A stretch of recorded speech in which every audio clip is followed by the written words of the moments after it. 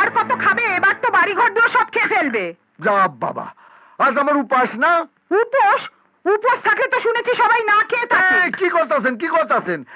আজ আমার ভাত উপাস, ভাত খাই না, ভাত ছাড়া যা দিবেন বেশি বেশি খামু। এছাড়াও অনেক উপাস আছে, যেমন ধরেন ফল উপাস, দামি দামি ফল খাই। তারপরে আছে কিমা উপাস, মাংসের কিমা খাই। ন্যাকামি! এটা কোন দেবতার উপোস?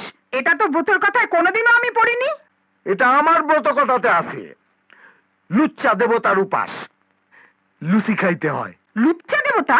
বাপের জন্মে আমি এই দেবতার নাম শুনিনি। শোনোনি তো শুনে নাও।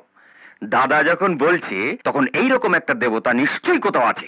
ল্যাংড়া আম আছে, তাহলে ফল উপাসটাও সাইরা নিমু।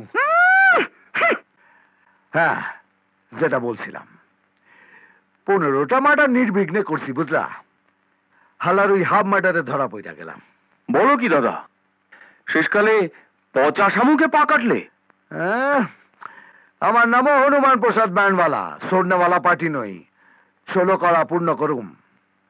লোকও বাইসা রাখছি, এই বাড়িতেই আছে। কে কে?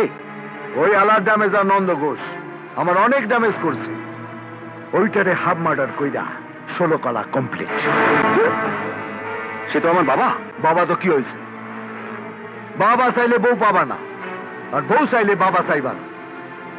বউ 1 কোটি টাকা, আর বাবা 0।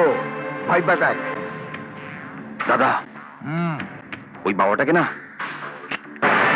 খালাস করে দাও, আমি তোমার সঙ্গে আছি।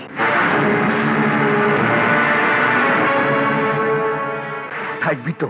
16 আনা। তাহলে তোরেও আমি কথা দিলাম, এবারে জামাই তুই হবি। হাতবে না। শুনছো? সর্বনাশ হয়ে গেছে। কেন, আবার কি হলো? ভজা হনুমানের সঙ্গে হাত মিলিয়ে তোমাকে হাফ মার্ডার করার প্ল্যান করছে। হ্যাঁ, জানতাম জানতাম এরকম একটা কিছু হবেই। ওরে বাবা, গ্রহ নক্ষত্র এসব তার মিথ্যে বলে না। যে ছেলে জন্মানোর পর বাপকে দেখে ভেঙচি কাটে, সেই ছেলে ভবিষ্যতে বাপকে বাঁচ দেওয়ার জন্য হনুমানের সঙ্গে তো হাত মেলাবেই। একটা প্রবলেম আছে।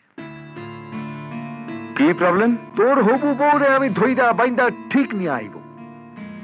সে যেখানেই থাক, কিন্তু তাকে তোর হাতে তুইলা দিব কে?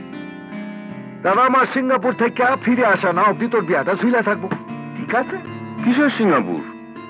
তাকে তো আমি এখানেই গুম করে রেখেছি। ঠিক সময়ে আমি তাকে ছাদনার তলায় হাজির করব। তুমি শুধু তৃষাকে ধরে নিয়ে এসে আমাকে জানিও।